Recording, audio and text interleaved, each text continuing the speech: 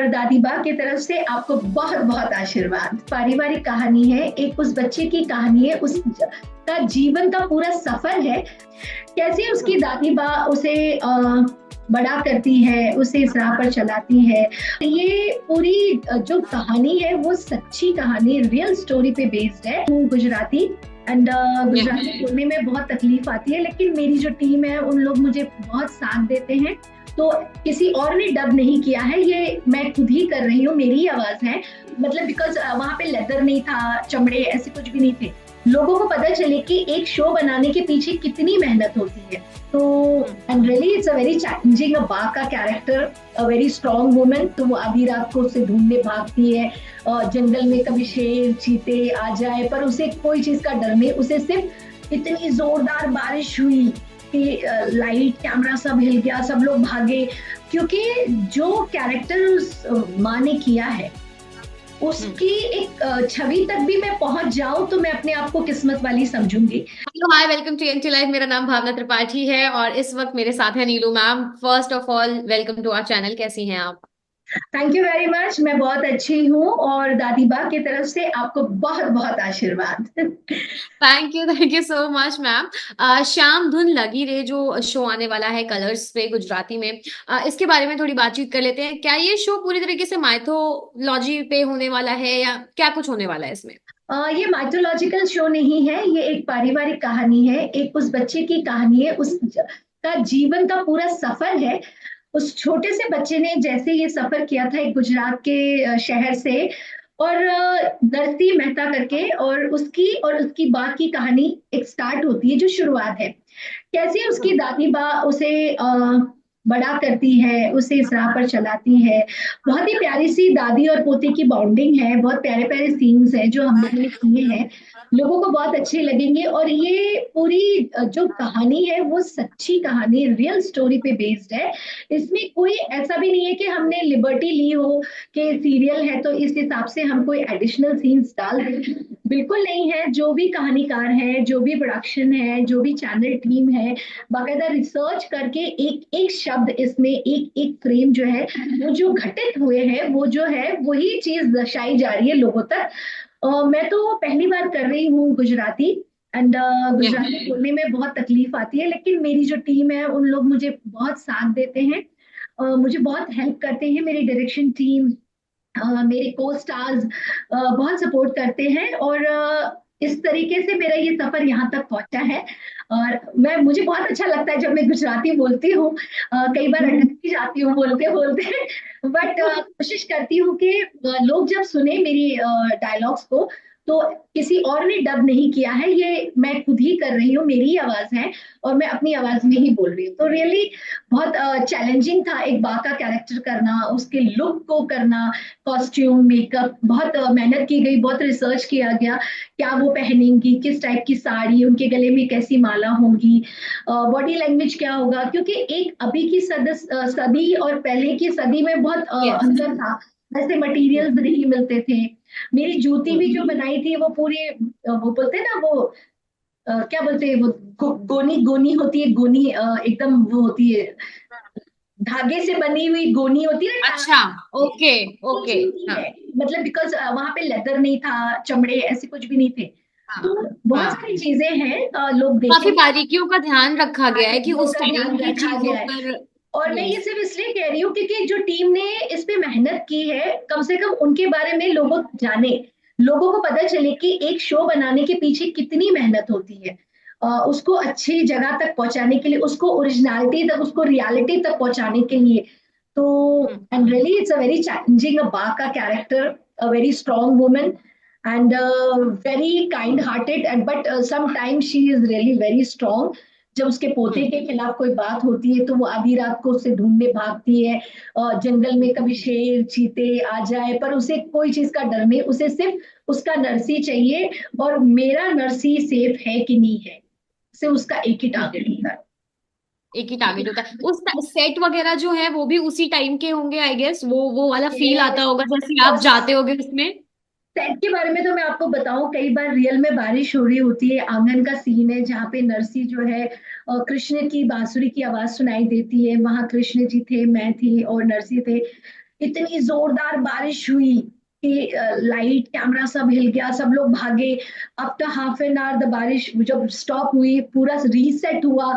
उस कीचड़ में वो सारे आर्टिस्ट खड़े हुए, उन्होंने सीन किया। तो जो डेडिकेशन है वो सब इट्स बिहाइंड द सीन।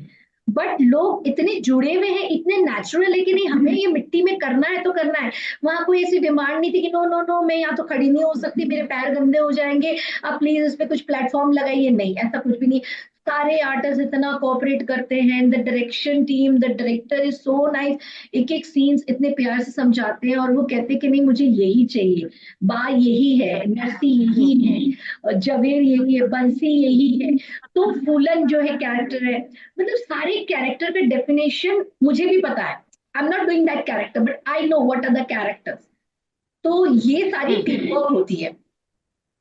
अच्छा, बा जो है वो एक वक्त पे भाबो भी थी। सो हाँ जी। भाबो और बा का जो जर्नी रहा है और वो जो डिफरेंट कैरेक्टर्स होने वाले हैं, उसमें आपका कैसे एक्सपीरियंस रहा है?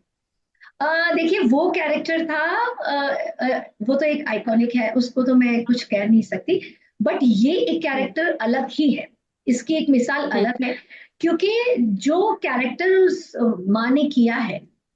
उसकी एक छवि तक भी मैं पहुंच जाऊं तो मैं अपने आप को किस्मत वाली समझूंगी। क्योंकि जो दादी माँ ने नरसी के बचपन में उसको वहां तक पहुंचाया है, उस कैरेक्टर को हम्म। जीना, जिस इंसान को मैं देख नहीं चुकी हूँ, जिसके बारे में मैं हम्म। नहीं जानती हूँ, सिर्फ रिसर्च टीम मुझे बता रही है कि this is the character, this is the photo, ये ऐसा लुक था उनका, ये ऐसे वो बोलती थी, वो अपने पोते से बहुत ज्यादा प्यार करती थी and she was very strong, खड़ी हो जाती थी इस एज में लाठी लेकर के कि कोई मेरे पोते को हाथ तो लगा के दिखाए। तो वो जो हम्म। डेफिनेशन उसके बाद मुझे वो पोर्ट्रे करना है वो character, and I think I am really very close to the character now. आप देखेंगी शाम धुन लागी रे तो आपको भी बहुत अच्छा लगेगा, बिकॉज आई एम एंजॉइंग, मैं बहुत एंजॉय कर रही हूँ इस लैंग्वेज को, उस सदी की लैंग्वेज, उस सदी की गुजराती लैंग्वेज बोलना, the character I am really enjoying. और मैं बहुत एक्साइटेड हूँ कि ये ऑन एयर कब होगा। एंड मैं अपनी फैमिली जो गुजरात में रहती है उनको कहूंगी प्लीज डू वॉच और मुझे फीडबैक दे। तो अभी की गुजराती और उस टाइम की गुजराती में भी थोड़ा डिफरेंस है क्या? लाइक उस टाइम पे और ज्यादा प्योर होती होगी, I am sure. Yes yes, बहुत डिफरेंस है।